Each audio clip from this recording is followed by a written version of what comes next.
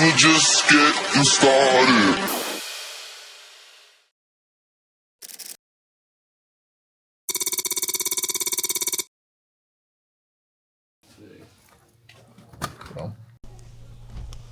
Hej. Velkommen til. Hej, Mathilde.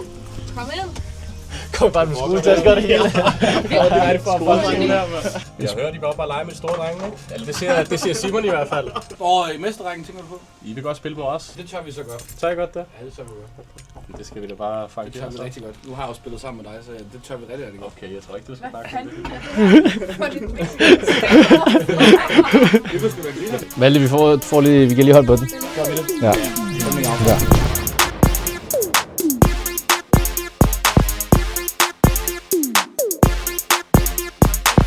Alright, Jens Malte er min kollega på B3 og har sit eget sømandshold. Det hedder Rejseholdet, og de spiller i mesterrækken i en eller anden hjemmelavet Aldi-liga, der hedder DAI. Men de er alle sammen fra Silkeborg. Så inden vi starter den her video, tænkte jeg, at jyderne for en gang skyld skulle have chancen for at sige en ting eller to om os københavnere. Arrogante. Ja. Snakker lidt for meget derude. Det er faktisk lidt irriterende. Snart Ja, okay. Forkælet. Godt humør. det er sgu dejligt.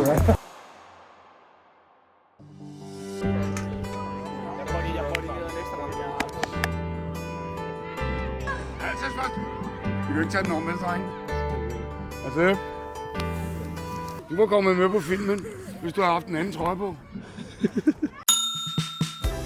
I dag fejrer vi åbningen af vores første klubhus nogensinde. Det er derfor, der er så mange mennesker her. Men de er selvfølgelig også kommet for at støtte Europas bedste syvmandshold.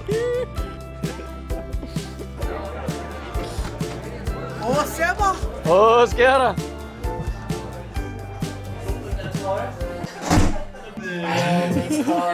Wow.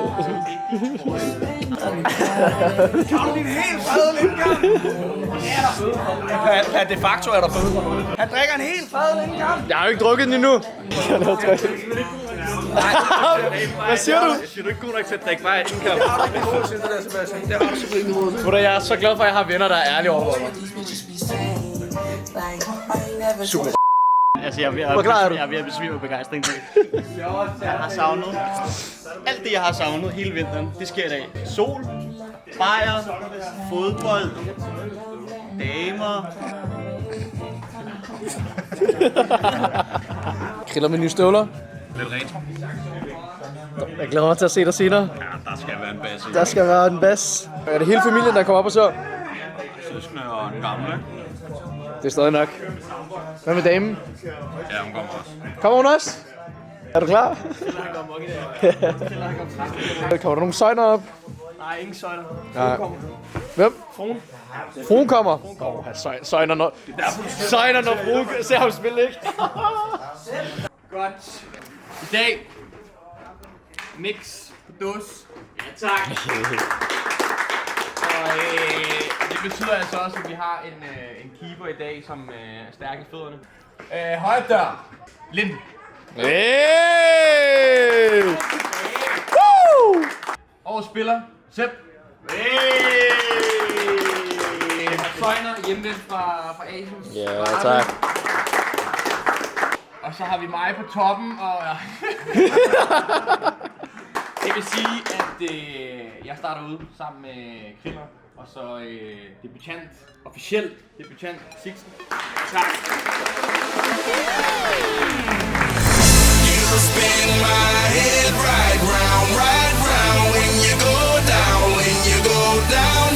Ja, det kan tit godt være, det sådan en fornemmelse ved sådan en pre-season kamp her, at det er lidt hygge, og vi skal bare lige ud og lufte benene lidt. Sådan har jeg det overhovedet. Det er nu, vi sætter standarden, dreng, for resten af sæsonen. Vi er i række 1 nu. Konkurrencen begynder at være der, så vi skal simpelthen også bare være der selv fra start af. Det starter i dag. Okay? Ja. Vil I om det? Ja, tak.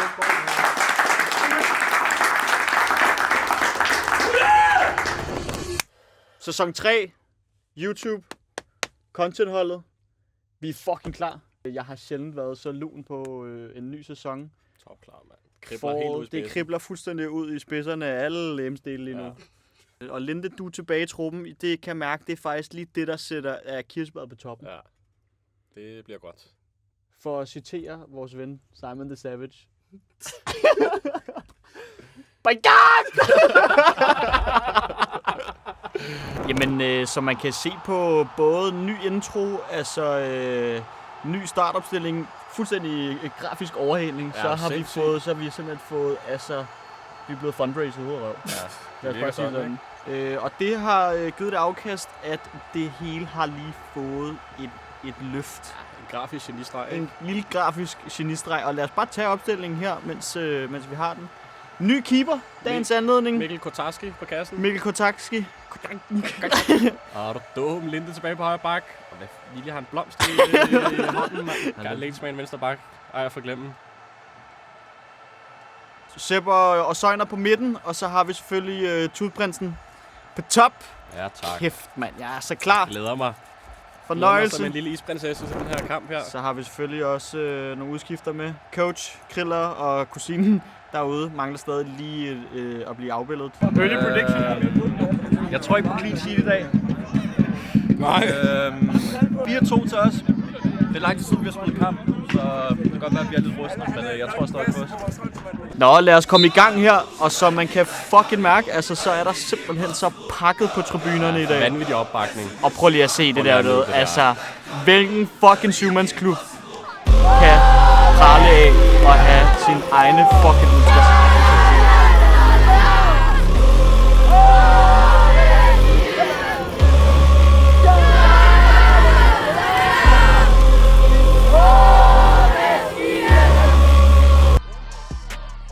Nå, lad os se, hvad vi kan finde frem til. Og igen selvfølgelig. God aflevering. Det er Karl, der ikke følger med her. Nej. Meget start.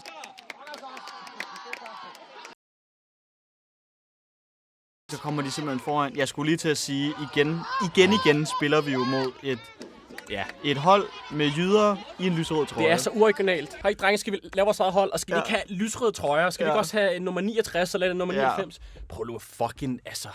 Sagt med andre ord. Fundet den bro. Fundet den bro, mand. Det er så uoriginalt, mand. Ikke desto mindre, så kommer vi altså bagud 1-0 her. Ja, kom on, lad. Men her er vi på kuglen. Linde her. Willy spiller midterforsvar, søger afleveringen. Han pakker sådan på kasse. Løg sparket. Bum! Oj! Lange stænger, han har ham keeperen der. Så kommer der her. Udmærket det der. Hjørnespark. Vi er tilbage. Ser noget modtag her fra midten. Bum, mand! Sæt dig på, mand! Fløde foden. Linde, hvor er det pænt. Rigtig stærkt. Bang! Læg dig ned, mand! Ja.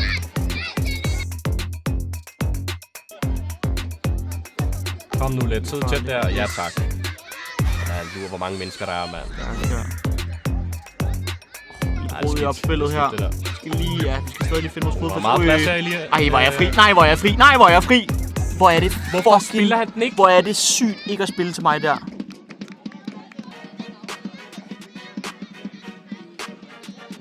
Nå, men som man kan se her, stærk boldbesiddelsesprocent her fra Vestjers side af. Han spiller lidt rundt her. Elias der modtager bold ind til mig der. Et par hurtige træk. Ja, tak! Mand, hvor er det vigtigt. Godt spillet det der, mand. Spiller dem tyndt. Hurtigt 1-1. Rigtig godt at svare. Godt tilbage her, for at vise musklerne frem derude. Ja, tak. Hvor er det vigtigt, mand. Så pænt. God banter derude fra. Nå, men 1-1. Hurtig målscoring af kampen. Ja, lugter en målscoring. Ja. Der bliver naturligvis buet. Ja, smeltet på bolden der. 2 seconds later. Ja, det er ikke meget for nummer 10, alle fansene. Tieren har gjort til upopulær hurtigt. Linde i infight. Fatality. Bang! Man, lig dig ned, mand. Fucking god tackling. Og du får også lige lavet step over bum der. Ja, jeg driller ham lige lidt. Ind og markerer så let, ikke? Stabil tackling og undertegnet her. Han bliver faktisk skiftet ud. Hello there. Mark, der er mødt op nu først. Assistant referee. Fuldstændig 100% bold. 100% bold. Fuldstændig 100% Sæt dig ned. bold. Det er godt læst, altså. Ja, klasse. Den skyldte du også efter første mål, ikke? Er du varm, Mark? Ja, nu har jeg fået skidt af. Jeg kan få skidt af. Mark, 12 kilo lettere. Han skal altså skide lige inden. Og som man kan se på vejret her, altså årets første forårsdag, altså det kunne simpelthen ikke være timet bedre det hele. Det er simpelthen så fremragende. Det er en rigtig godt spil. Ej, hvor der kaster Sepp her. Han får faktisk lidt power på det. Ja, får faktisk power på den der. For en gang skyld, men altså... Ja, tak. Godt stået, drenge. Så lidt champagnebold lige nu. Kan godt mærke, det er en testkamp. Og... Det er Sepp, der er helt færdig der allerede. Okay, sparker sådan en bold ned. Men han er ikke skadet, han er forpustet. Det skal næsten være en lille bøde, der er spillet 10 minutter. Fuldstændig vanvittigt. Ja, det er grotesk. Jamen igen, vi sidder på det hele. Ja, god opbakning, ikke? De løfter også lidt fansene. Boom, en god vending, mand. Kæft, en vending af Elias der, mand. Lækker lille udskiftningsgrafik, vi også har fået her, mand. Ja, det spiller.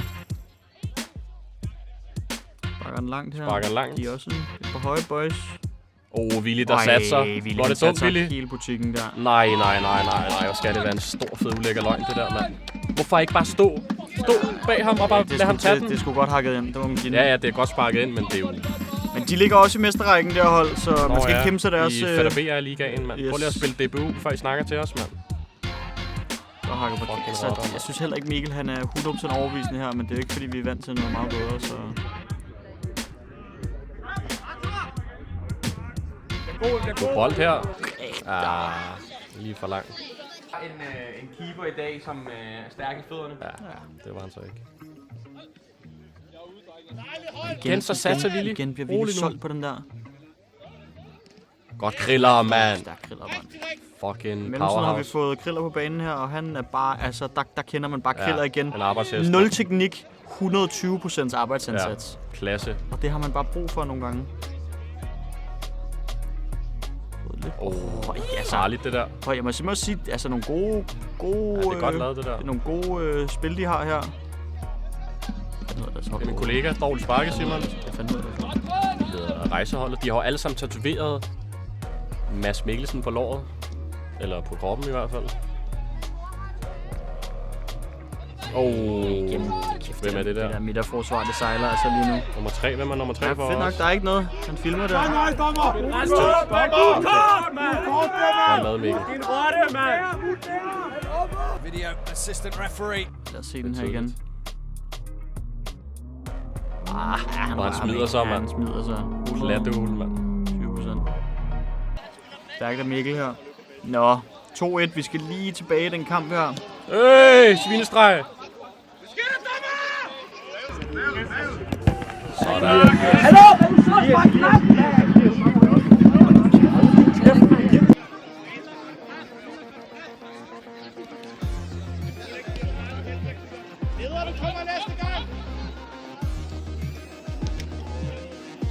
Godt lavet, mand.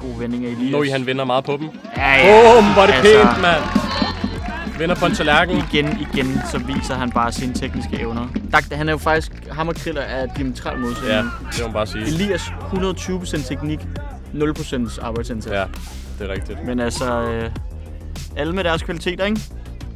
Ej, det er faktisk færdigt. Ja, fucking godt. Vader bare igennem hele forsvaret. Og rigtig spændende kamp her. Stor duel 2-2, da vi går til pause. Kæmpe straffe.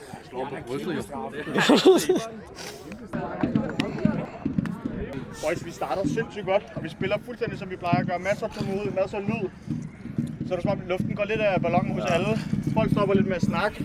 Lad os bare stå lidt dybere, særligt midtbanespillere også, så der ikke helt sparkes op på Willy. Både Baks, der ikke behøver at gå helt herop, og pres, det gælder også mig og Sixten, der ikke behøver at gå helt op og pres, så man gerne sætter os lidt ned. Jeg føler bare, at det nemmeste har været at give Elias bolden med en mand i ryggen, så kommer helt fri ude, og målmanden han tager ikke en skid. Vi har prøvet begge mål. Ja. Godt, vi sætter Willy ud, Markus ind på midten, bagved. Kom bare, drenge, sammen lige igen. Kom. Kom bare, vi tager en sejr den her gang. På 3, okay? Sejr på 3. Er vi klar? Drenge, få åbnet munden. 1, 2, 3, sejr! Come on, lads. Kom nu lidt, man. Vi skal vinde den her. Hvad sker der her? Hvem fanden er det? Dommeren han har lige været ude og lægge en arm. Slå en streg eller tage en streg? Ja, jeg tror det var.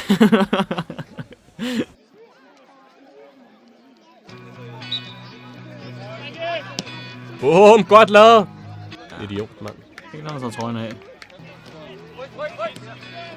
Så vi har fået Sixten ind her. Den hvide pion sidste uge. Godt taget med sig plads. Her der står der altså deres navn på boldbesiddelsen her i den indledende fase anden halvleg. Kom nu. Yes! Sådan Karl, mand. Hvor er det fucking lækkert. Slip den for satan. Kriller her faktisk. Udmærket kriller, mand. Karl, mand! Karl, mand!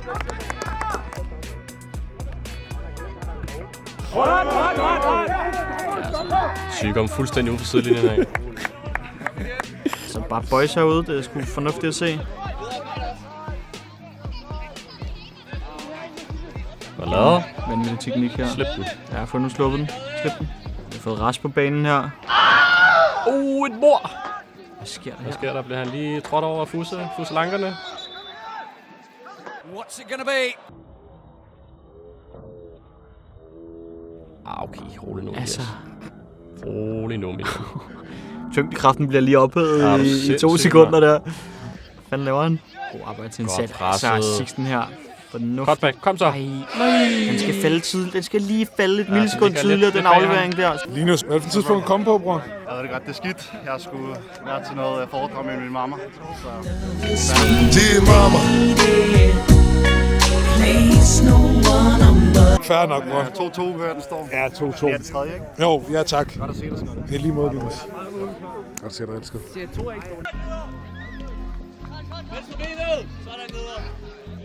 Skidt løst. Så lavet Mark. Kriller kommer til den. Kriller, han ligger altså og lurer derovre. Man skal heller ikke undervurdere Krillers pace. Den er altså... Den er god. Så kommer den danske kongekok ind her på højre bak.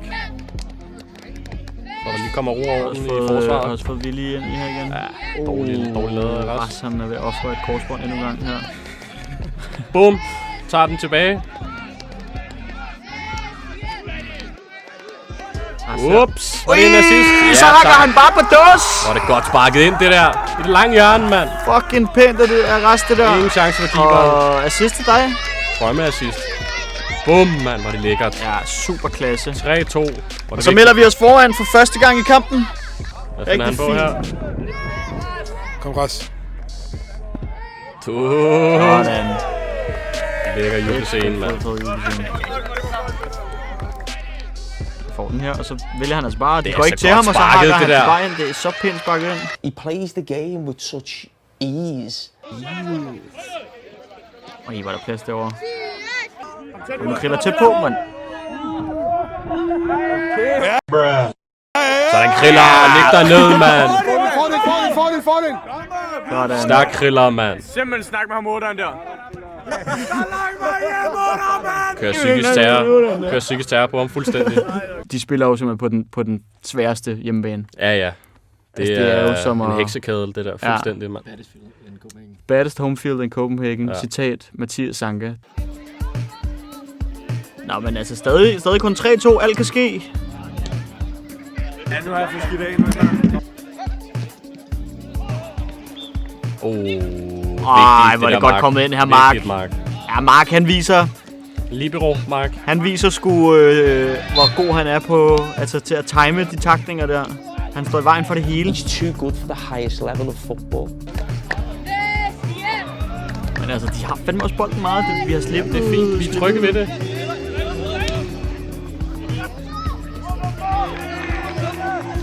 Det der er jo bare lidt afventer. Godt lavet. teknik her, Sepp. Sindssyg aflevering af mig, mand. Stærk lavet der, Linde. Ui! Der er bold. Rammer han bolden? Ja, det er han sgu. Der er ikke meget brok, der kommer fra Sepp af. Det har han ikke lært endnu. Skal smide sig lidt der. Igen, der står han i vejen, Danmark. Placeringsevnen. Så igen er der god plads til Ras her. Så han ligger, hvad laver der Forsberg? Han ligger sig ned. Okay. Kæft, forstår han også fri. Ja. Hvad laver deres forspiller? Han ligger sig bare ned. Drømmeindskiftning af Ras her. Mål og assist inden for de første kvarter. Så læg mærke til deres forspiller. Han sætter sig bare ned. Ja. Han skal holde piknik, mand. Sådan. Det er godt lavet, mand. Godt lavet, ja. Ingen chance at give for det.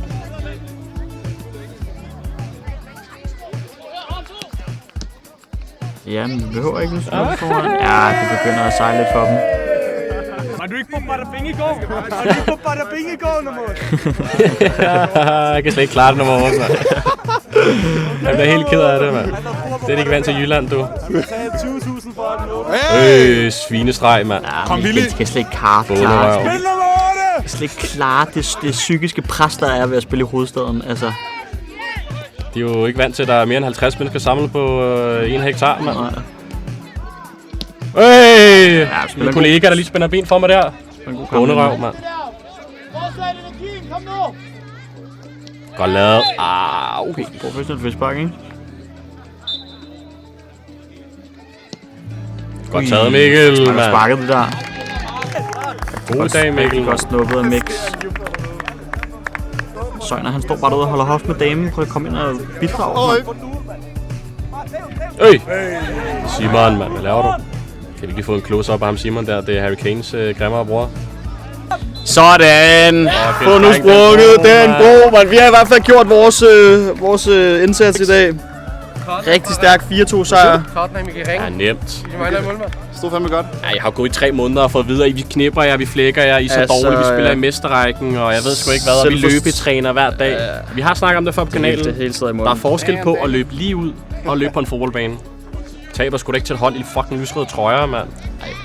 Altså på trods af at være fra Jylland, så må man sige, altså de gav os kamp til stregen. Ja, det gjorde de. De var gode. Det var nogle gode drenge. De havde, altså det var også det der med jyder, de er jo gode som dagen er lang. Det er jo det, de er jo, det altså de er så gode inden, men det er også det der er så irriterende på det vis. Ja. Noget fucking noget temperament et eller andet. Altså noget agerighed i livet på en eller anden måde, altså. Men jeg har respekt til dem. De gjorde det godt. De var nogle gave gutter, og vi fik også lige så igen, ikke? Skål lidt med dem efter kampen. Ja, og så igen. Og så vil jeg ikke mere end det. Og så igen, der bliver man bare sådan, jo, men rejse hjem og få sprunget den bro. Ja.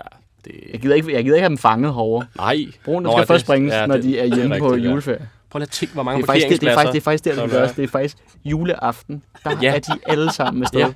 Har du lagt mærke til, hvor mange parkeringspladser der er i juleferien? Og så bare et lille dansk attentat på Storebæltsbroen. Så nemt kan det gøres. Så nemt kan det gøres. En lille vejsidebombe, og så er vi fri for alt deres pisse. Og så er der ikke noget trafik, så der er no casualties. Meget vigtigt. Det går ikke ud over nogen. Nej. Ja, vi er ikke ude på at have mord på samvittigheden. Det er faktisk godt for alle. De får lov til at blive moderlandet. Vi får vores by for os selv. Der er bare nogle ting, der ikke skal blandes. Det er olie og vand, ikke? Så det er ikke mest det. Hvem henter Frederik? Kom on, lad! Hvad var det, der var dit dag? Det var derfor, hvad jeg? Hey!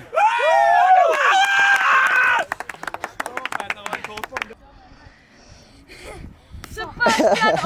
Er det ikke dig, der er oppe på billedet? For det der zonen. Helt 4. plads, der ligger Kriller og Karl. Bark. Så er der Elias med 2 stemmer. Hey! Så har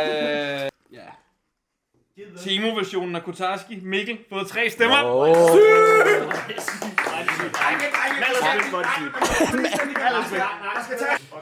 Og så har jeg fået...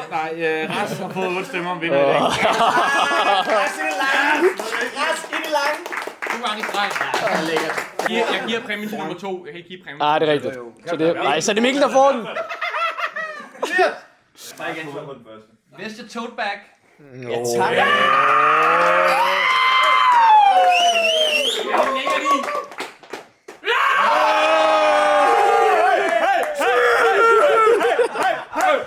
Tag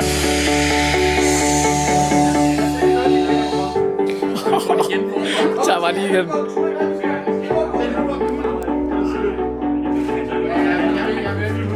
Without you.